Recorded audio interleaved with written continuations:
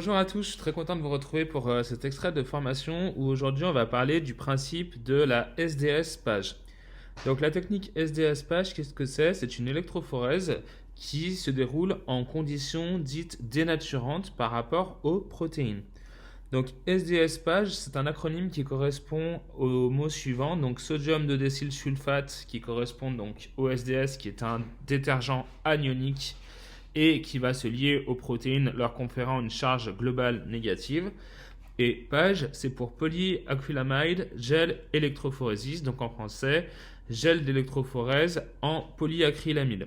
Donc cette technique SDS PAGE, c'est une technique de séparation des protéines en fonction de leur taille ou du poids moléculaire après application d'un champ électrique. Donc comme je vous l'ai dit en introduction, on dit que c'est une électrophorèse qui est en condition dénaturante car la molécule de SDS va charger toutes les protéines de manière négative et du coup dans cette technique d'électrophorèse on aura une séparation uniquement des protéines en fonction de leur poids moléculaire et pas de leur charge qui est dépendante de leur point isoélectrique. Donc en dessous je vous ai fait un schéma de ce à quoi ressemble en fait un gel de polyacrylamide sur cette technique. Et donc vous voyez ici que je vous ai mis des numéros 1, 2, 3, 4, j'aurais pu rajouter ici le 5. En fait ça c'est ce qu'on appelle des puits dans lesquels justement vous allez déposer votre échantillon de protéines à analyser. Donc votre échantillon de protéines, il peut provenir par exemple d'un extrait cellulaire, ça peut provenir d'un échantillon que vous avez pris par exemple sur un terrain, notamment sur une scène de crime par exemple en police scientifique. Ce gel en fait de polyacrylamide, il est séparé en deux parties, donc la partie où vous voyez les créneaux ici et la grande partie qui se situe ici. En fait, cette première partie, je ne l'ai pas écrit, c'est ce qu'on appelle le gel de concentration. Donc, ça va permettre, une fois que vous ayez déposé donc, tous vos échantillons protéiques, qu'ils arrivent tous en fait au niveau de la ligne d'arrivée que j'ai matérialisée ici. En dessous, ici, vous avez donc la partie gel de séparation, du coup, qui va permettre de procéder à la séparation des protéines en fonction de leur taille. Comme je vous ai mis à droite, vous avez deux flèches. Donc, une flèche qui va indiquer un sens de migration et une autre flèche en vert qui va indiquer donc la taille des protéines. Donc vous voyez que le sens de migration est inversement corrélé à la taille des protéines. Ça veut dire que plus la protéine sera grosse, moins elle migrera rapidement. Pourquoi le sens de migration il va se faire dans ce sens-là? Parce qu'en fait, quand vous allez avoir ce gel d'électrophorèse, vous allez en fait le placer à la verticale comme vous le voyez ici. Et vous allez appliquer un courant, par exemple, parce qu'en fait, sur votre gel, vous allez avoir deux bornes ici sur lesquelles vous allez brancher un couvercle qui vous permettra d'appliquer une charge. Du coup, votre gel, il va être orienté de la borne négative ici à la borne positive ici. Ce qui est logique parce que, comme je vous l'ai dit en introduction, du coup, toutes les protéines vont être chargées négativement. Donc, on va les mettre à la borne qui possède la même charge qu'elles. Comme ça, elles seront attirées lors de l'application du courant électrique à la borne opposée. Donc au niveau du nom des bornes, c'est classique. Vous avez la borne moins qui correspond du coup à la cathode et vous avez la borne plus qui correspond à l'anode. Ensuite, il faut voir en fait que ce gel ici, c'est ce qu'on appelle un gel en maillage ou en réseau d'acrylamide parce qu'en fait, si vous voulez, votre acrylamide, il va polymériser comme un filet de pêche et du coup, les protéines vont être plus ou moins retenues. D'accord ? Donc plus votre gel va être concentré en acrylamide, plus la maille va être petite et du coup plus les protéines seront fortement retenues. Et inversement, plus votre gel sera faiblement concentré en acrylamide, plus la maille sera lâche et du coup plus vos protéines vont pouvoir migrer. Donc d'un point de vue général, c'est pour ça que les protéines les plus grosses, peu importe la concentration de votre gel de séparation qui se situe ici, vont être beaucoup plus retenues que les protéines plus petites. Donc c'est pour ça que je vous ai mis une échelle de taille en poids moléculaire donc qui s'exprime en kilodalton, ici donc en milliers de dalton. Et vous aurez donc les plus petites protéines qui migreront du coup beaucoup plus loin que les grosses protéines. Donc si on prend un exemple très concret, là je vous ai représenté un cas de migration de protéines donc A et B qui ont été déposées dans les protéines dans les puits 1, 2, 3, 4 et qu'on a fait migrer. La protéine A, je l'ai déposée donc classiquement dénaturée avec du SDS ou avec un agent supplémentaire dit réducteur comme le DTT ou le bêta-mercaptoéthanol. Donc ça représente les conditions 1 et 2 que vous avez juste en dessous. Et de même pour la protéine B, j'ai déposé donc la protéine B sans traitement réducteur, donc juste avec un traitement SDS dans le puits numéro 3 et avec un traitement réducteur dans le puits numéro 4. Donc qui va amener du coup à une réduction également de cette protéine. Donc en fait, cet exemple d'électrophorèse SDS page en conditions réductrices ou non, c'est pour vous réillustrer en fait quel était le rôle d'utiliser un agent réducteur.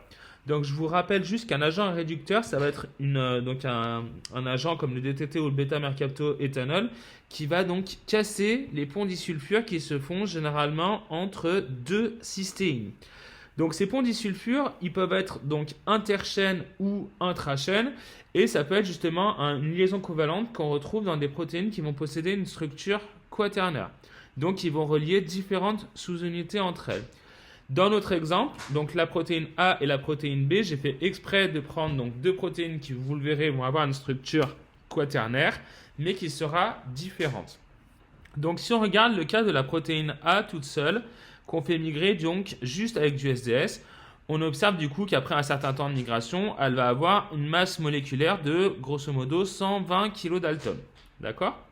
Si en parallèle de cette condition, je refais migrer cette protéine A à laquelle j'ai appliqué un traitement réducteur, donc avec du DTT et du bêta-mercaptoéthanol, donc ma condition 2, on s'aperçoit cette fois-ci que la migration de la protéine A est beaucoup plus basse puisqu'elle se situe en dessous de 80 kDa. On pourrait approximer entre guillemets entre 65 et 70 kDa. Donc ça, qu'est-ce que ça veut dire? Ça veut dire en fait que l'agent réducteur qui est donc le DTT ou le bêta-mercaptoéthanol a eu une action puisqu'on voit que la même protéine A ne possède pas la même migration et que la seule différence entre la condition 1 et 2 est le traitement par un agent réducteur. Donc, de cette expérience, qu'est-ce que nous pouvons en déduire? C'est que la protéine A, donc déposée toute seule, qui migre différentiellement avec un agent réducteur, est une protéine qui a une structure quaternaire et que vraisemblablement, sa structure quaternaire est composée de plusieurs mêmes sous-unités. On va dire grosso modo 2 parce qu'on est autour de 60-65 et on voit que sans traitement, on est autour de 120 kDa. Donc on est sur une protéine qui serait donc dimérique, composée de deux sous-unités qui ont la même taille puisqu'on n'observe toujours qu'une seule bande. Donc on pourrait parler de protéines homodimériques. Maintenant, si on prend la même expérience mais pour la protéine B. Donc comme tout à l'heure, je la fais migrer en condition traitement avec SDS simple et avec un traitement réducteur dans le puits numéro 4. Donc en présence de SDS uniquement, on observe que du coup la protéine B elle a une migration autour de 120 kDa, donc comme la protéine A. Par contre, quand on regarde la condition 4, cette fois-ci, on voit qu'après traitement réducteur avec le bêta-mercaptoéthanol, on a deux bandes qui sont apparues. Donc une à 80 kDa et une en dessous de 40 kDa, ce qui, si on ajoute, ferait sensiblement 120 kDa. Donc de cette expérience, qu'est-ce qu'on peut en déduire? C'est que cette fois-ci, notre protéine B, qui a elle aussi une structure quaternaire, donc qui est composée de plusieurs chaînes peptidiques, a deux sous-unités qui sont différentes. Une sous-unité vraisemblablement de 80 kDa et une autre sous-unité autour de 35-40 kDa. Donc les deux sous-unités étant différentes, cette fois-ci nous parlons de protéines hétérodimériques parce que les deux sous-unités sont différentes, donc hétéro. Di parce qu'il n'y en a que deux et mérique pour indiquer justement qu'il y a une structure quaternaire. Donc en fait, là, dans le principe de la SDS page, je vous ai vraiment montré, en plus de vous l'avoir réexpliqué assez rapidement, quel était l'intérêt de faire une SDS page par rapport à différentes protéines, surtout qui vont avoir une structure quaternaire. D'accord? J'ai simplifié parce que j'ai pris donc la protéine A qui serait une protéine donc homodimérique et la protéine B qui serait une protéine hétérodimérique. Mais vous pouvez essayer de vous réentraîner à faire cet exercice sur une feuille blanche où vous essayez de prédire quel serait le comportement d'une protéine homotrimérique ou hétérotrimérique, homopentamérique, etc. Et en fait, une fois que vous aurez compris ce principe, vous aurez compris grosso modo le principe de la SDS page.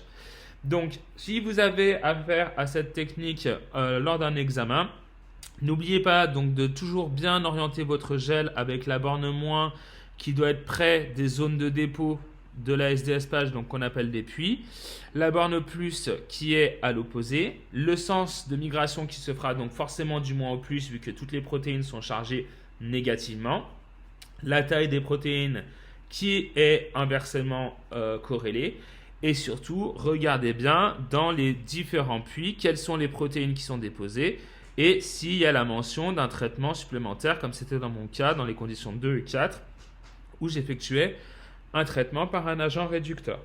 Donc voilà pour la technique d'SDS page. Je vous remercie d'être resté jusqu'au bout de la vidéo. N'hésitez pas à la partager si ça peut servir à d'autres personnes que vous connaissez. Et c'est vrai que cette technique de SDS page est souvent retrouvée dans plusieurs formations.